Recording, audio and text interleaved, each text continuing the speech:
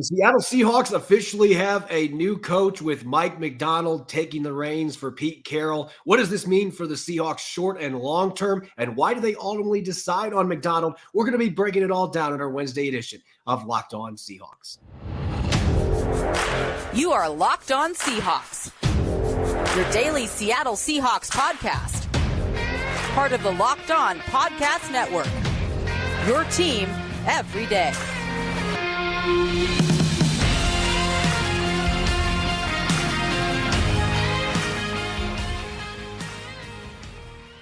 Greetings, 12. This is Corbin Smith, host of the Locked On Seahawks podcast, your daily Seahawks podcast, part of the Locked On Podcast Network, your team every day. Glad to be joined on this historic Wednesday by my co-host in crime, Rob Rang, and a special thanks to each and every one of the 12s out there for making Locked On Seahawks your first listen 5 days a week. Whether you're listening in nearby Tacoma or across country in Syracuse, New York, we appreciate each and every one of you. The Seahawks making history today, hiring a new head coach, Mike Macdonald, coming over from Baltimore. They made quick work, made sure he didn't leave without signing the dotted line, and he will be taking over for Pete Carroll as the new head coach. We're going to be diving into what was behind the decision to pick Macdonald, and we're going to start building a staff, offensive and defensive coordinator candidates for the first-time head coach. It's a jam-packed episode coming your way, courtesy of FanDuel. Make every moment more right now. New customers get $200 in bonus bets if your first bet of $5 or more wins.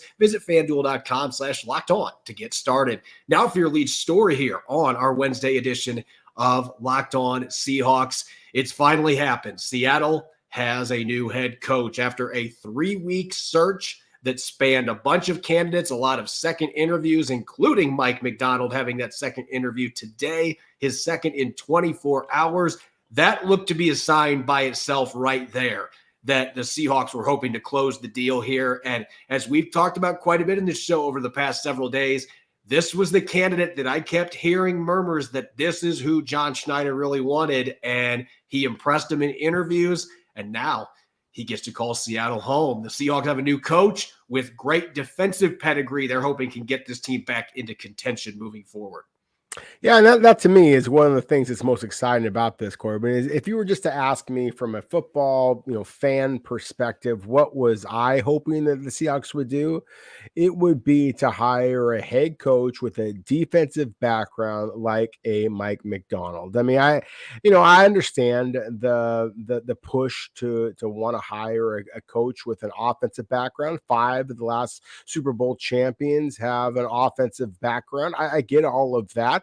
But to me, you and I have talked about this so many times, and we are running game aficionados. What has been the most frustrating thing as a Seahawks analyst, a Seahawks fan to watch over the last couple of years, just kind of the way that the Seahawks, especially on the defensive side of the ball, but along the line of scrimmage as well, have just progressively become softer and unable to, match up with the physicality of some of the other teams in the NFL, especially the teams in the NFC West division. I mean, it's just absolutely galling to see a team like the San Francisco 49ers be represented in the Super Bowl when you think that, you call that club a rival of yours.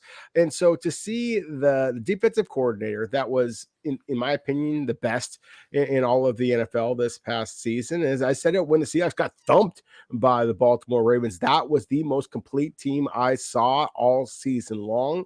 We talked about this before. I mean, led the NFL and all of the most important statistics that you're looking for. Never have been a team in defense lead the NFL in sacks, in takeaways, and in points allowed.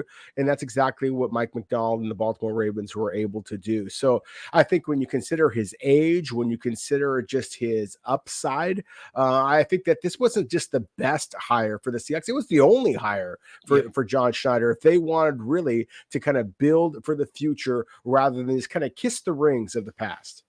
It was telling that the Seahawks waited this process out the way that they did. They weren't able to get that initial interview before the wild card round started per league rules with Mike Macdonald. They weren't able to get that interview, and they interviewed 5 other candidates twice. But Jon Schneider just wasn't going to rush into picking somebody that wasn't the right fit. And all along, it seemed like as long as They got an opportunity to talk with Mike Macdonald that he was going to be someone that had a strong opportunity here to get this job. And that's ultimately how it played out. They met with him yesterday in Baltimore, and within 24 hours, he's in Seattle and he's visiting the VMAC, and they were trying to close the deal, and John Schneider was able to make it work. This seemed like a really good fit all the way around. And I talked about this on the bonus episode that I had earlier today after news broke. I think that this is a team personnel-wise that probably piqued the interest of Mike Macdonald, because they do have a lot of pieces that should fit in really well with the scheme that he has been running in Baltimore and he's going to be bringing here to Seattle. But that's part of it. I think when you're looking at really why this selection was made, you're bringing in a defensive-minded coach that has had great success as a coordinator both at Michigan and now in the NFL the last 2 years in Baltimore. He's 36. They went from the oldest coach in the NFL to the youngest coach in the NFL. And I think John Schneider wanted to have a young coach in here that was going to be a long-term option. But to me, the biggest reason why the Seahawks were leading this way is that Mike Macdonald, even though there's a lot of similarities scheme-wise with what he does, what the Seahawks have done the last couple of years, you just have a lot more disguises. You have a lot more, I don't want to say trickery, but this is not going to be as vanilla of a defense as what we've seen. And I'll tell you another thing, it's going to be a physical group. If they're not physical, they're not going to be playing for this guy. And you see the way players rally to Mike Macdonald on the sideline in Ravens games. I heard some people say that, he's kind of a quiet guy, more of an introvert. Watch the sidelines during games. That's all that I care about. And players clearly get fired up playing for this guy. I think this is going to be an excellent match. And really all along, he was the guy that they were zooming in on, that they wanted to hire for this job. But they had to play the process out and see if he truly was the best fit. And it clearly was here, making quick work, getting him on the staff. There's so many things you just said there, Corbin. Now I want to kind of bounce off of. I mean, one of the things that you said there is just acknowledging the man's age. I mean, 36 years old, and again, Pete Carroll, twice that age.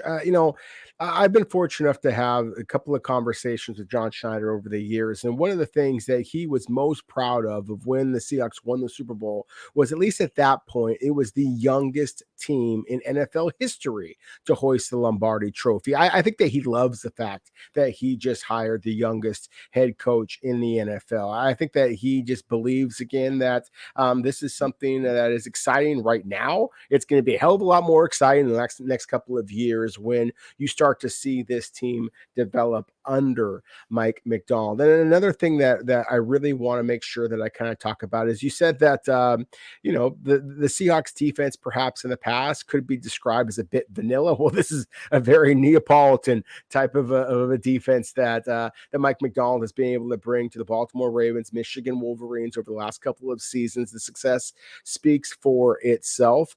And then finally, just the loyalty, frankly, that his players, some of the coaches who have worked with him over the years, again, at Michigan, at Baltimore. I mean, you hear the things that Jim Harbaugh said about Mike Macdonald when he brought him in as defensive coordinator, that Jon Harbaugh said when he hired him from his brother, and all the different players. I mean, whether it be a relatively young player like a Patrick Queen or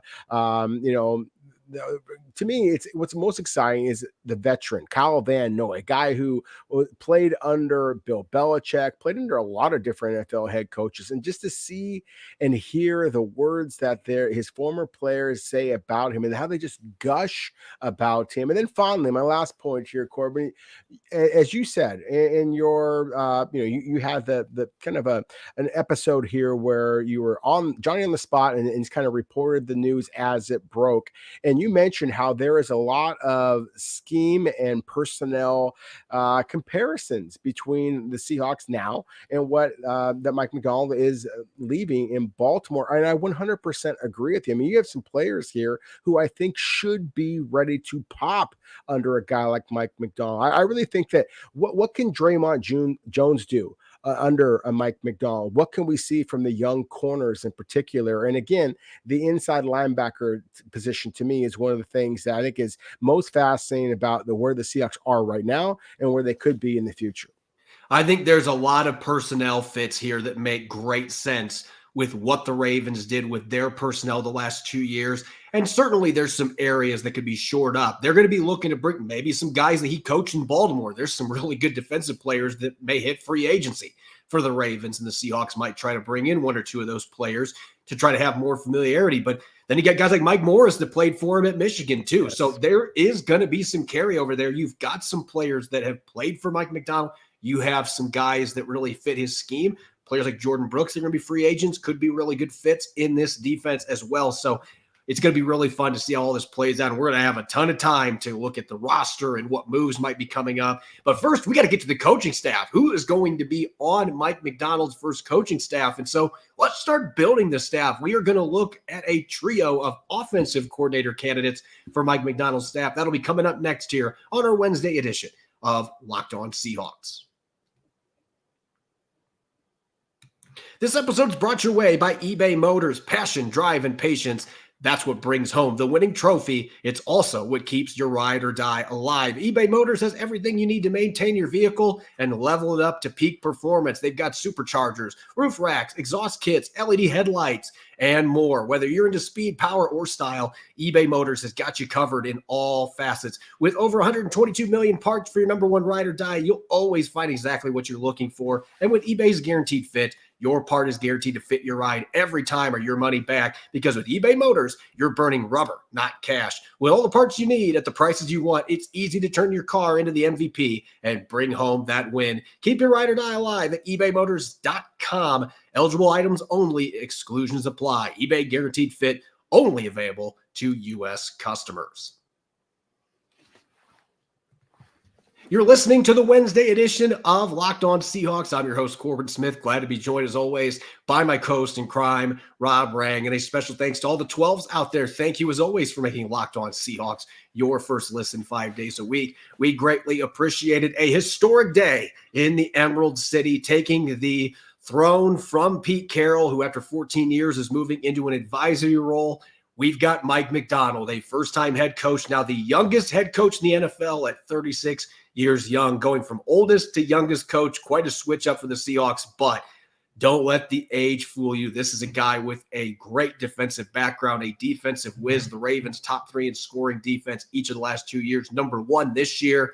They also led the league in sacks and takeaways. As you said, Rob, the first defense in NFL history to be first in all 3 of those categories in the same season. So dominant defense all year round for the Ravens. And now he gets a chance to bring that to Seattle. But of course, the defense is going to be covered with Macdonald coming in. The big question now is who's going to be calling plays, because you decided to go with a defensive coach.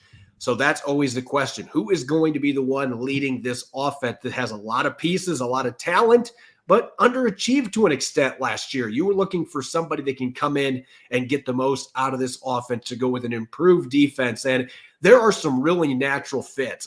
This has been a group that's been picked down a little bit. There's been some quality offensive coordinators hired by other teams. Some of them have gone as head coaches, but there are still some really natural fits here, including a couple coaches that have background from the Baltimore Ravens. And so I want to throw this first name out here, and this might not be one that a lot of Seahawk fans are familiar with, but if you watch college football, you should know who T. Martin is, and won a national championship at Tennessee, and also was the offensive coordinator at USC for 3 years. So played against the Huskies. This is a relatively young coach still at this point that hasn't got his chance to be an OC yet, but he's got a play calling background. And you and I talked about this yesterday, Rob. When you're looking for head coaches, on the offensive side of the ball, you're typically looking at quarterbacks or offensive linemen. And T. Martin is a guy, for as young as he is, he's already got a really lengthy, impressive resume. Oh, he really does. I think that just the fact that he is the quarterback coach of the Baltimore Ravens right now, and considering the improvement that we saw from Lamar Jackson all season long, I think that there's been an awful lot of folks who have gotten an awful lot of credit for Lamar Jackson's ascent this season. And he may just wind up being the MVP. And I think that T. Martin deserves as much of that credit as anybody. As you mentioned, this is a former player himself, a star player at that, but I just love the fact that he has been able to, keep up the rapport with young players and also improve them. I mean, everywhere that he has gone, they have flat scored and move the football. And, especially when you're going up against a defense as good as Mike Macdonald's, and that's saying something. So if T. Martin is in fact the direction that Mike Macdonald wants to go, then I think that is something that is super exciting. We talked a lot about, Dave Canales, for example, and the quarterback coach, of course, with the Seahawks, and wound up going to Tampa Bay, and now is then the head coach, in Carolina. And that to me is the kind of trajectory here that we're seeing with T. Martin. That would be my only caveat to this, is as excited as I'm about a guy like a T. Martin, that is one of the things that some have been concerned about. Is this a player? Is this a coach who is so good that he has a possibility to perhaps jump all the way up to a head coach here soon? So because T. Martin's relatively young, then maybe that is a possibility. And that's why I'm going to kind of mention a guy in Greg Roman, who is another former Baltimore coach, and he's been lots of other places as well. But again, it's a little bit of a tip of the cap to the Harbaugh tree here as well. But it's also getting back to what I think that the Seahawks need to do. I think that anytime you're going to play outside in the weather, obviously that Seattle has, then and especially when you're going to have a defensive personality like you now, of course, are going to continue to have with Mike Macdonald as your head coach, then I do think you have to run the football. And that's one of the things that Greg Roman did a great job of establishing in Baltimore, previously in San Francisco, is a run-heavy approach and a play action. And I really think that sets up well, to go back to your point, sets up well with what the Seahawks currently have in terms of the running back, and as well as a quarterback in Geno Smith, who is as deadly accurate off a play action as any quarterback in all of the NFL. Roman had a ton of success in Baltimore. San Francisco, you mentioned the physical ground game. Seahawks fans know in the Harbaugh era in San Francisco with Frank Gore, that nasty offensive line, their ability to run the ball down your throat and play a physical brand of football, that carried over into Buffalo the couple years that Greg Roman was there. It carried over into Baltimore. There was an expiration there from the passing game standpoint. Baltimore felt they weren't getting enough out of Lamar Jackson, their receiving core, and they ended up pinning that on Greg Roman. And I do think that there might be some teeth to that when you consider that. I don't think he's the flashiest when it comes to passing concepts and developing quarterbacks, but developing run games, there are very few guys out there that can develop ground games the way that Greg Roman has. And so that might be a really good fit here. And the other thing, he's been around for a while. Like you said, T. Martin, he might be that flashy young coach that becomes a head coach after 1 year as an OC. Greg Roman, you could probably keep him around for several years because he has been in the league for a while. He's not that hot young candidate at this point. Whether fair or not, he is a guy that has coached with Macdonald for several seasons, so those two know each other. It would make sense. I want to mention real quick somebody that Seahawks fans already should be familiar with. If you listen to our show regularly, we've been talking about him as a head coaching candidate. But I think that there's another reason Mike Kafka got 2 interviews with the Seattle Seahawks. And we see this around the league, that coaches that are up for head coaching jobs, sometimes they're looking for that next step. And in the case of Mike Kafka, even though he was the offensive coordinator for the Giants the last 2 years, he hasn't been the play caller. That's been Brian Daboll. So you couldn't hire him as a lateral move as just an offensive coordinator. But if you are Mike Macdonald in this case, you know the track record of developing Patrick Mahomes, which Kafka played a big part in that early in Mahomes' career. What he did with Daniel Jones 2 years ago might be even more impressive. Jones had a breakout year that allowed the Giants to pay him, and now that looks questionable, but he earned that money with a breakout year, taking the Giants to the postseason because of Kafka's presence as the quarterback coach. Do you give him that assistant head coach tag? If you do, then you can hire him away from the Giants because that is no longer a lateral move. Would you be willing to share that with another guy that would be technically a first-time head coach, a first-time assistant head coach? But I think Kafka's quarterback developing background, it would make a lot of sense here. Oh, I 100% agree with you, Corbin. And I think that because Mike Macdonald has signed for a 6-year deal, this isn't a 3 or 4 year contract. This is a little bit longer than a lot of NFL contracts that these head coaches get.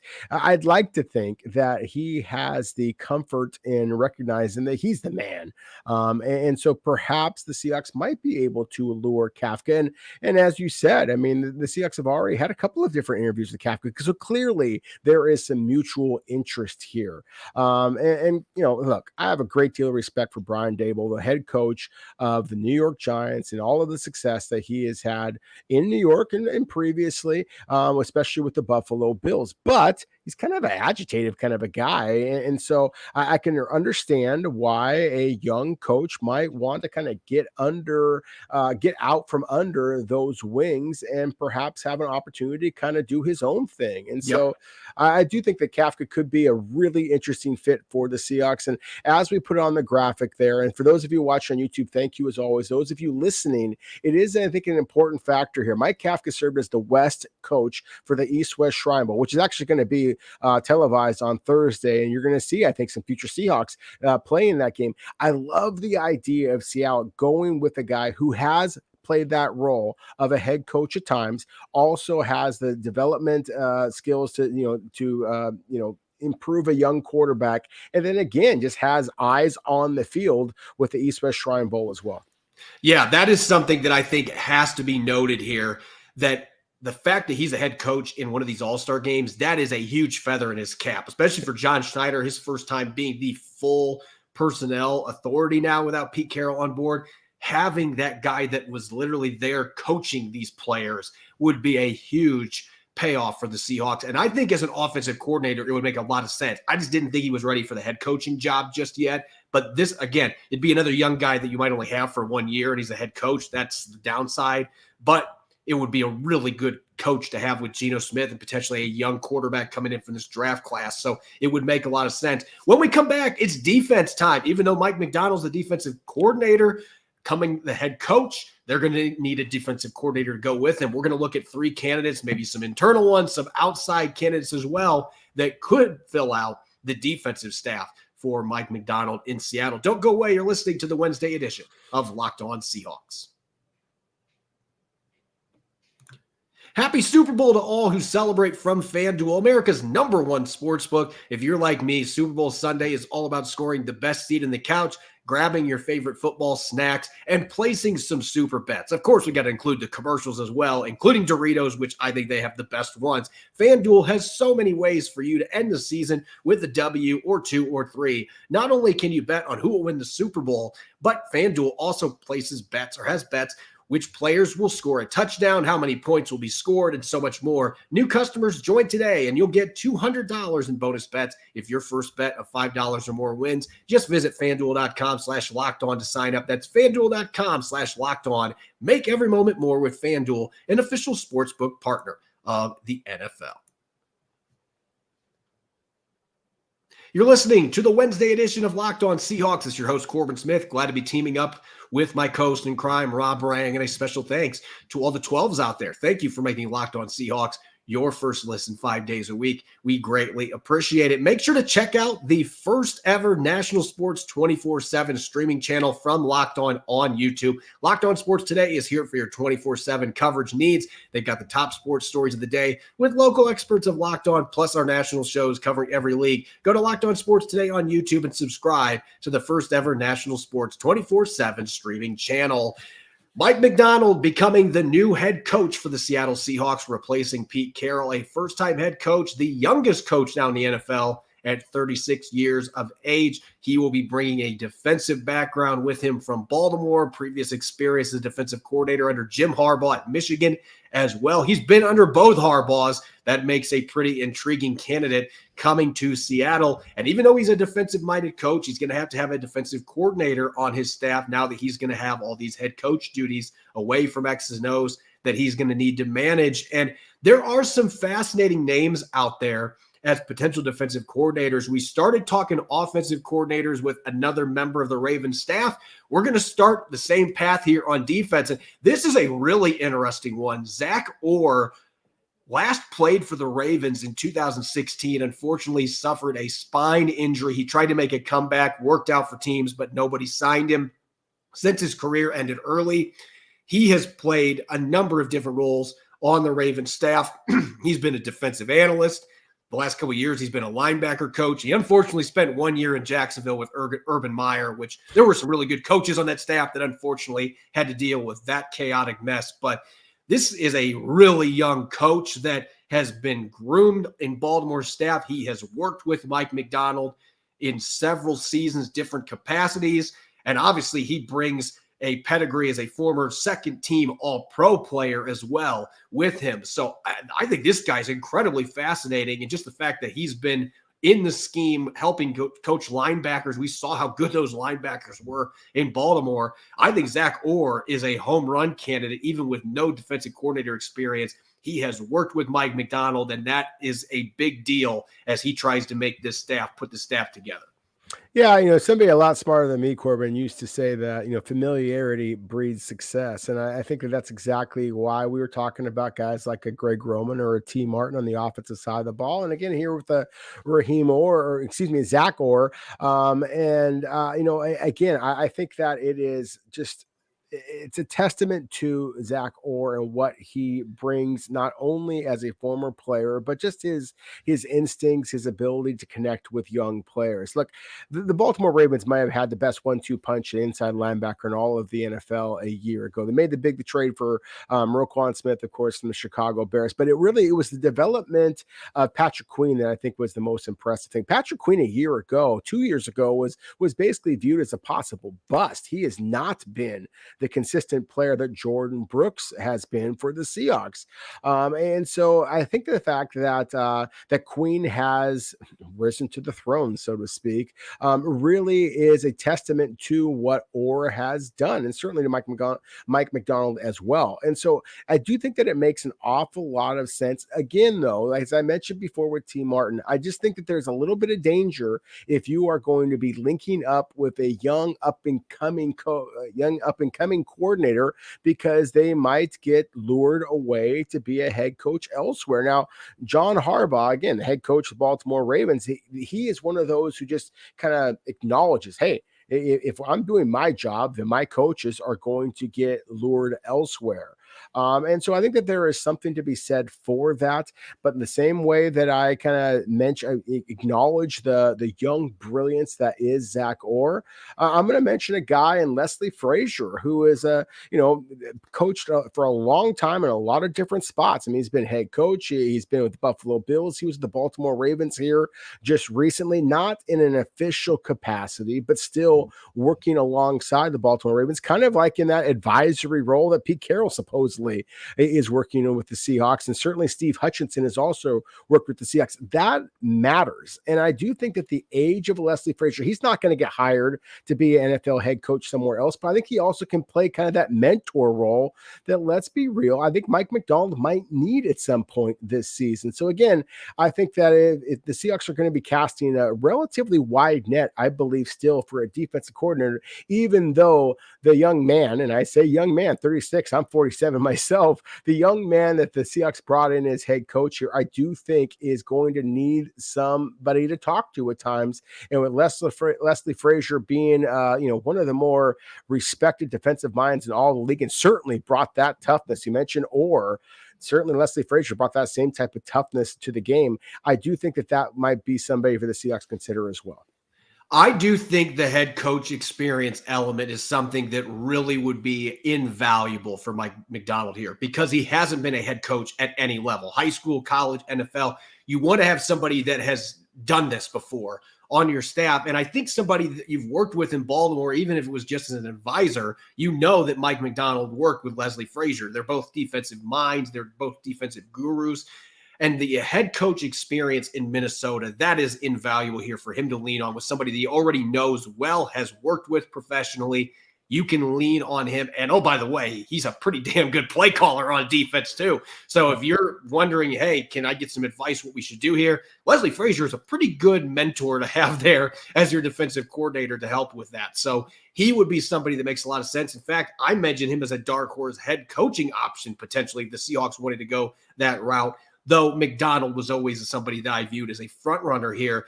Going in the same vein, but also having some more familiarity, how interesting would it be if Mike Macdonald ended up hiring the man that he replaced as the defensive coordinator in Baltimore? And people forget, Wink Martindale, he had 3 straight years as defensive coordinator in Baltimore where they were a top 3 scoring defense. Things kind of unraveled late in his tenure as the defensive coordinator, but he has had a ton of success in the league.